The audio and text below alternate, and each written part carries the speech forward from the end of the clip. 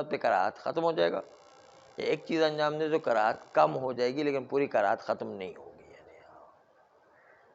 یہ تو پہلی اور دوسری چیز. کھانا پینا مکروہ ہے مجنب کے لیے، مگر یہ کہ کلی کر لے یا ہاتھوں کو دھو لے.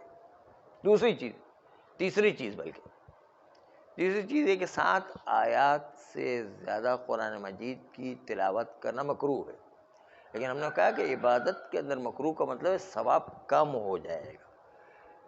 ثواب کم ہونے کا مطلب ہے کہ برا نہیں ہے. مکروہ کا مطلب یہاں برا نہیں ہے. مکروہ کا مطلب معاملات کے اندر یہ کوئی کام کرنے میں مکروہ ہونے کا مطلب یہ ہے کہ وہاں پر اچھا نہیں کہ کام کو انجام دے.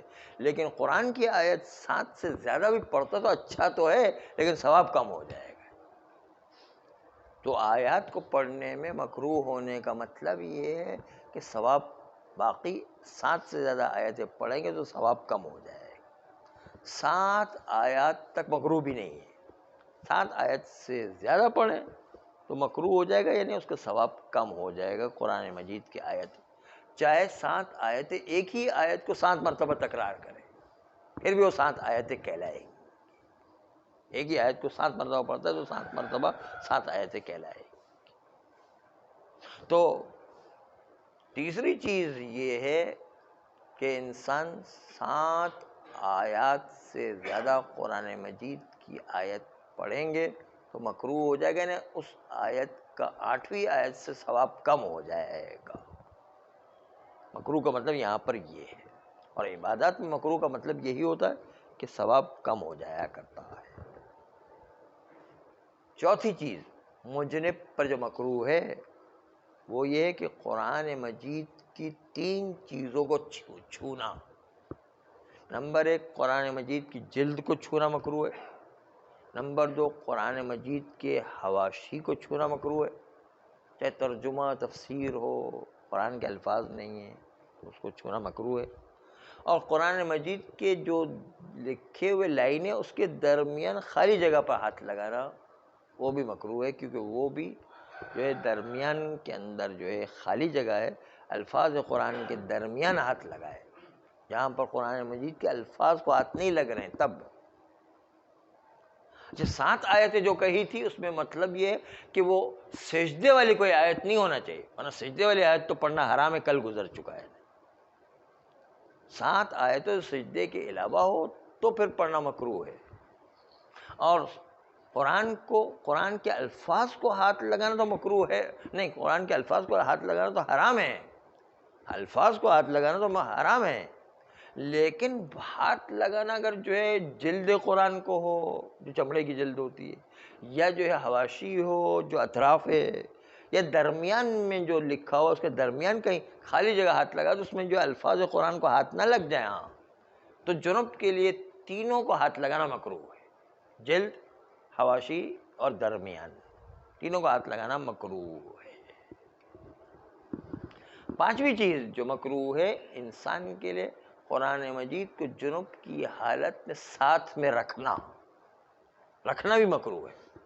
قرآن مجید کو جنب کی حالت میں رکھنا مکروہ ہے. 6ٹھی چیز یہ کہ قرآن جنب کی حالت میں انسان سو جائے، سونا بھی مکروہ ہے. جنب کی حالت میں سونا مکروہ ہے، مگر یہ کہ 2 چیزوں سے اس کراہت کا علاج کیا جا سکتا ہے. نمبر 1 جنب اگر وضو کر لیتا ہے تو کراہت سونے کی ختم ہو جائے گی، یا اگر پانی نہیں ہے تو غسل کے بدلے میں تیمم کر لیتا ہے اور تیمم کر کے سوتا ہے تو پھر بھی کراہت سونے کی جنب کے لیے ختم ہو جائے گی. یا تو وضو کرے، یا اگر وضو نہیں کر سکتا ہے تو غسل جنابت کے بدلے میں تیمم کر لے. تیمم کرنے سے بھی سونے کی کراہت ختم ہو جائے گی. 6ٹھی چیز سونا، کہ سونے کی کراہت ختم ہوگی وضو کرنے سے یا تیمم کرنے سے. 7ویں چیز مہندی لگانا، کہ مہندی جیسی کوئی چیز خضاب کرنے کے لیے لگانا. مہندی لگانا بھی جنب کی حالت میں مکروہ ہے. کوئی خضاب لگاتا ہے کوئی کالا رنگ کرتا ہے داڑھی کو، تو یہ بھی مہندی کی طرح ہی ہے، کالا رنگ کرے، وہ 10 روپے میں جوان بن جاتا ہے. تو یہ 10 روپے والا جوان بننے کے لیے بھی تو کراہت سے مرحلے سے گزرنا پڑے گا اس کو.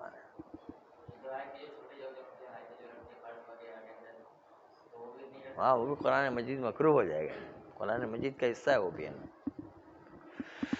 تو یہ کہ اگر خضاب یا اس جیسی کوئی چیز جو مہندی کی طرح خضاب لگانے والی چیز ہو، رنگ کرنے والی چیز ہو، خضاب یا خضاب کی طرح رنگ کرنے کی کوئی بھی چیز ہو، اس کو جنب کی حالت میں لگانا مکروہ ہے. لگا ہوا تو کوئی بات نہیں، پھر کراہت نہیں ہے، وہ اپنی جگہ پر لگی ہوئی چیز چلے گی. ابھی لگانا جنوب کی حالت میں یہ مکروہ ہے، پہلے سے لگی ہوئی تو چلے گی، وہ اس سے کراہت نہیں ہوگی. اس سے جو ہے کراہت نہیں ہوا کرتی، وہ پہلے سے چلی آ رہی ہے.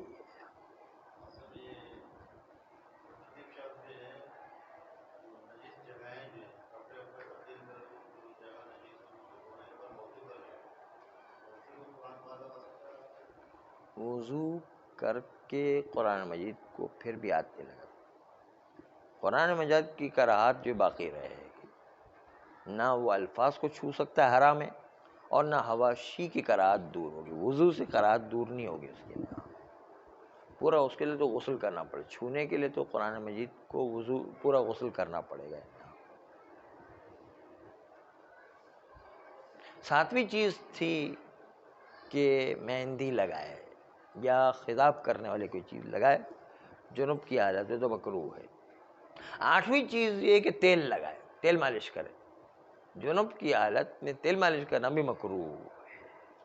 کوئی بھی قسم کا تیل مالش کرے، چاہے سرسوں کا تیل ہو، چاہے زیتون کا تیل ہو، چاہے کھوپرے کا تیل ہو، چاہے عام تیل ہو، کوئی بھی تیل ہو، چاہے یہ کھانے پکانے والا تیل ہو، کوئی بھی تیل ہو، تیل مالش کرنا، تیل لگانا کسی جگہ پر بھی مکروہ رہے گا. تیل لگانا مکروہ ہے. تو 8ویں چیز جو ہے وہ تیل لگانا ہے، مکروہ ہے جنب کے لیے. جی تیل ڈالنے میں کوئی تیل مالش نہیں کرے نا. تیل کھانا پکانے میں کوئی مکروہ نہیں ہے، خالی تیل مالش نہیں کرنا ہے. تیل مالش کرنا مکروہ ہے. تیل کھانا، تیل جو ہے پکانا، تیل کے اندر پکوڑے پکانا، تیل کے اندر کھانا پکانا، اس میں کوئی حرج نہیں ہے. تیل لگانا مکروہ ہے، تیل کی مالش کرنا مکروہ ہے. ہاں تیل لگانا جو مکروہ ہے. اچھا آپ حج کے موسم میں جائیں گے تو وہاں پر خوشبو حرام ہوا کرتی. احرام کی حالت میں خوشبو حرام، تو خوشبو سونگھنا بھی حرام ہے، خوشبو والی چیز کھانا بھی حرام ہے، خوشبو والی چیز وہ لگانا بھی حرام ہے. وہاں پر سب کچھ حرام ہوتا ہے، لیکن یہاں پر ایسا نہیں ہے. یہاں پر صرف تیل کو لگانا حرام ہے. باقی کوئی تیل کھاتا ہے یا تیل پکاتا ہے تو وہ حرام نہیں ہے. تیل کو سونگھتا ہے تو بھی کوئی حرام نہیں.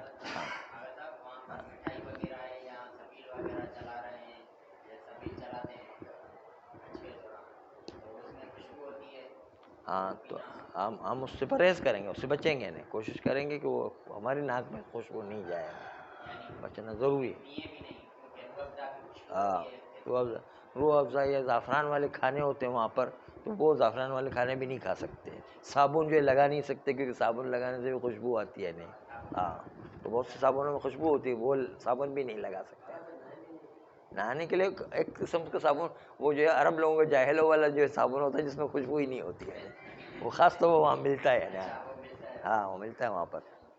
ہاں ہاں اختیاری کا مطلب یہ ہے کہ انسان جو ہے جان بوجھ کے نہیں سونگے. اگر اتفاق سے ناک میں خوشبو پہنچ جاتی ہے تو کوئی بات نہیں، اب کیا کریں، اس کا کوئی کفارہ نہیں.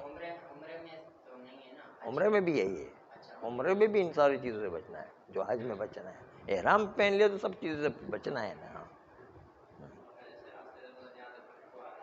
ہاں تو اس راستے کو بدل کے دوسرے راستے سے جائیں گے.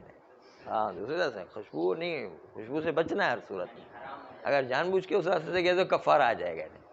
ایک صاحب جو ہے وہ عرفہ کے اندر تھے، عرفہ کے اندر آپ کو پتا ہوگا، شاید آپ کے ذہن میں ہوگا کہ عرفہ کے اندر بہت موٹے موٹے مچھر ہوا کرتے ہیں، مچھر جو ہے، اور وہاں پر جو ہے مچھر کھٹمل مکھی کسی کو مار نہیں سکتے ہیں، مار تو مارنا ہے، اس کو جو ہے وہ ہٹا بھی نہیں سکتے، اس کو کہو ہٹو تو یوں کر کے ہٹانا بھی جو ہے صحیح نہیں ہے، اس کو جو ہے مچھر مکھی کھٹمل کو ہٹا بھی نہیں سکتے ہیں، اگر وہ کاٹ رہا ہے تو کاٹ دینا ہے، اس کو جو ہے اس کو ہٹانا بھی منع ہے نا۔ ہاں، سانپ جو ہے اس کو ماریں گے تو اس کے نتیجے کے اندر جان کا خطرہ ہے تو بچانا واجب ہے اپنے آپ کو، لیکن سانپ آ جائے تو اس کو اگر اس سے بچ سکتے تو مارنا حرام ہے، اس سے ایسے ہی جانے دیں نا، کوشش کرنا ہے کہ وہ نقصان نہیں پہنچاتے تو اسے ہی جانے دیں۔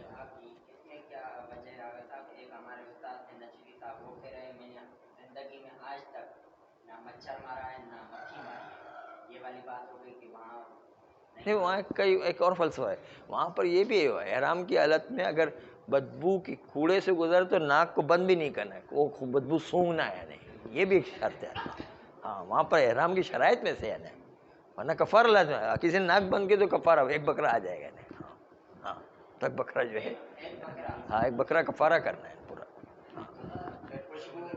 خوشبو بھی نہیں سونگھنا، بدبو سے منع بھی نہیں کرنا، بدبو کو سونگھنا ہے نا۔ ہاں، بدبو کو سونگھنا ہے باقاعدہ، یعنی بدبو کے قریب سے گزر رہے تو وہیں سے قریب سے اپنی ناک نہیں بند کرنا، ناک جس سے بند کے کفارہ آ جائے گا نا۔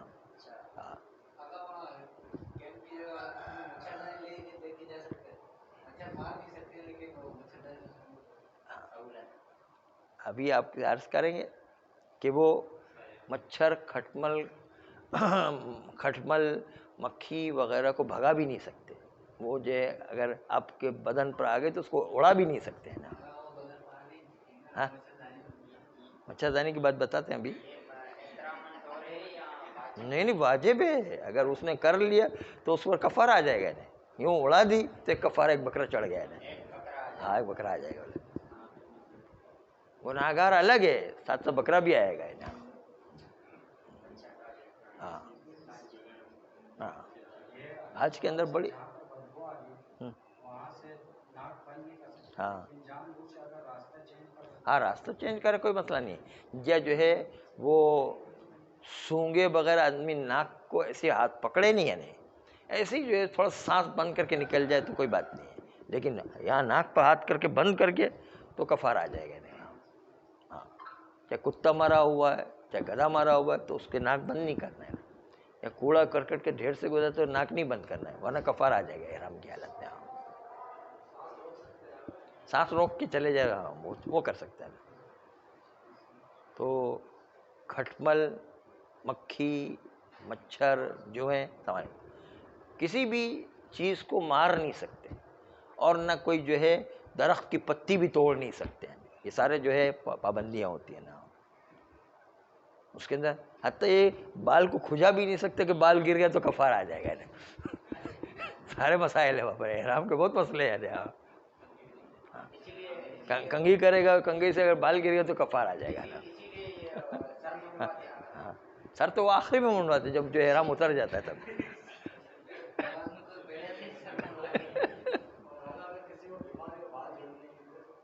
بیماری خود بخود جڑ رہے تو کوئی بات نہیں، لیکن آپ نے اگر کنگھی کی بال نکل آئے تو آپ کا کفارہ آ جائے گا نا۔ ہاتھ مارتے ہوئے کفارہ، اگر بال نکل گیا تو کفارہ آئے گا۔ ہاں، ہاتھ نہیں لگانا ہے کسی کو، ہاتھ لگا تو کفارہ آ جائے گا۔ ہاں، خالی وہ جب تک احرام باندھا ہو، احرام جب تک کہ آپ پر پابندی ہے، احرام اتر گیا پھر پابندی ختم۔ وہ تو آدمی کے اپنے اوپر ہے کہ کب احرام اتارتا ہے، وہ جلدی سے اگر سارے طواف واف کر کے سارے کم کر لیتا ہے تو جلدی اتر جاتا ہے۔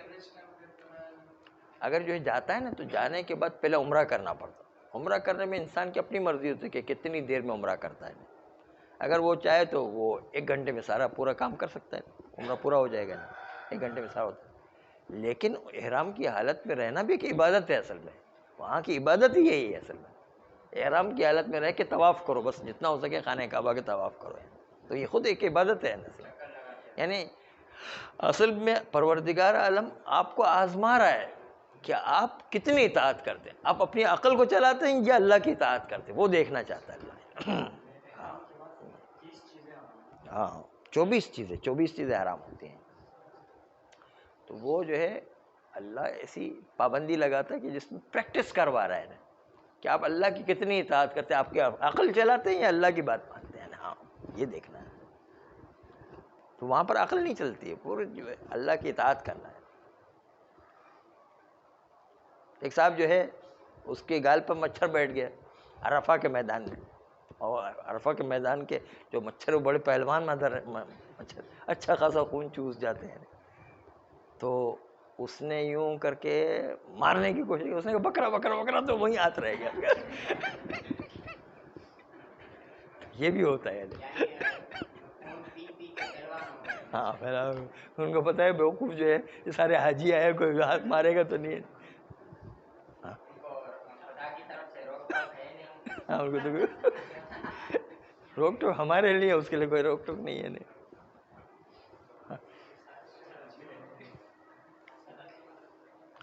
تو 9ویں چیز، 8ویں چیز تیل لگانا منع ہے، تیل مکروہ ہے مجنب کے لیے. اور 9ویں چیز جو ہے احتلام، یعنی یہ کہ ایک آدمی سوتے میں منی نکل جائے اس کے بعد جماع کرے تو جماع کرنا مکروہ ہے.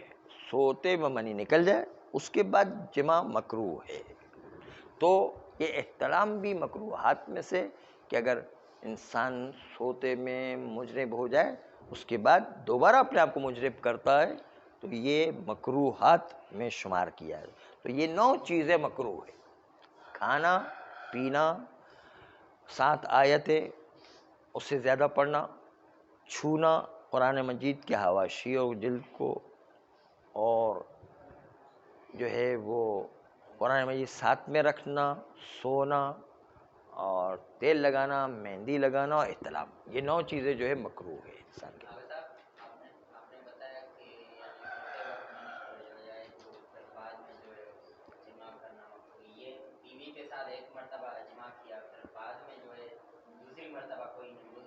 اس میں مکروہ نہیں ہے.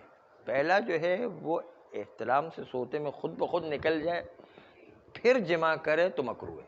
بیوی کے ساتھ ایک مرتبہ کے بعد دوسری مرتبہ جماع کرے تو بھی کوئی حرج نہیں، اس کے اندر جو ہے وہ مکروہ نہیں رہے گا، وہ آرام مکروہ نہیں ہے، وہ اپنی جگہ پر جائز بھی بلکہ مستحب بھی ہے.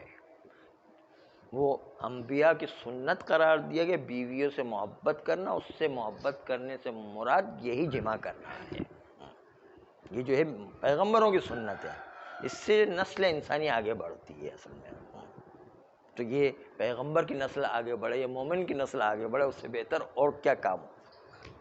اس لیے کبھی ہم کہا کرتے ہیں کہ مولا علی کی جہاد کی جو فضیلت ہے، بدر و احد و خیبر و خندق و حنین، وہ زیادہ فضیلت ہے یا مولا علی کی شادی زیادہ فضیلت ہے جس سے جو ہے امام حسین علیہ السلام کی ولادت ہوئی، جس سے جو ہے امام زمانہ علیہ السلام کی ولادت، وہ زیادہ فضیلت رکھتا ہے؟ کون سی چیز فضیلت ہے؟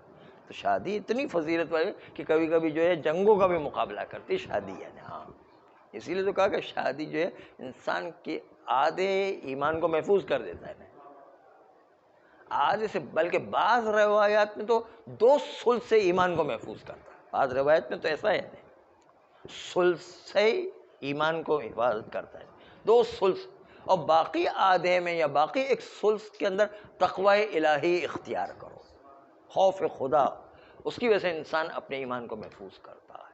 تو کتنا بڑا حصہ ایمان کو محفوظ کرنے کا خود شادی ہے.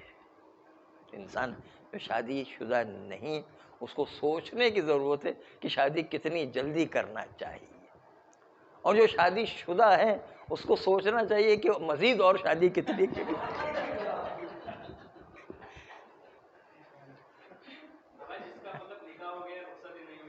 ہاں وہ جو ہے وہ پھر وہ شادی میں شمار نہیں ہوگا.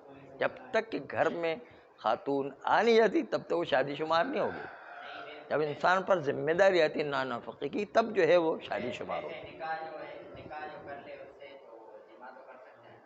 کر سکتے جب تک کہ لائے نہیں ہے، گھر کے اندر لایا نہیں تب تک کیسے ہوگا؟ وہ اپنے گھر میں رہی ہے، اپنے گھر میں رہی، تو پھر آپ پر جو ہے نان نفقہ واجب ہو جائے گا. پھر ایک دفعہ جمع ہو گیا تو آپ کو نان نفقہ واجب ہو گیا نا. ہاں خالی جو ہے وہ نکاح کر لے تو نان نفقہ واجب نہیں ہے، لیکن ایک دفعہ جو ہے موجامعت ہو گئی تو پھر نفقہ واجب ہو جاتا پھر آدمی.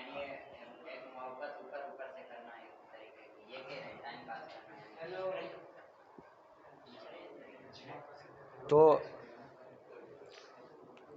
بات یہ ہے کہ کچھ ذمہ داریاں آتی ہے تب تو انسان کو ثواب زیادہ ملتا ہے.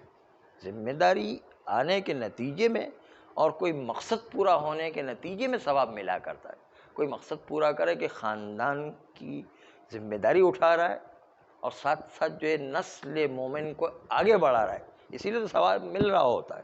چنانچہ یہ کام جتنا بھی جو ہے دیکھنے میں برا محسوس ہوتا ہے, لیکن اسلام کا کمال یہ کہ برائی کو بھی اتنا بڑا ثواب کا کام بنا دیا. اسلام کا کمال ہے. یعنی ساری ملتیں وہ تھی جو اس کو برا سمجھتے تھے, لیکن اسلام کا کمال ہے کہ اس برائی کو بھی اللہ نے اچھا بنا کے ثواب کا کام قرار دے دیا. یہ اسلام کا کمال ہے. صلی اللہ علیہ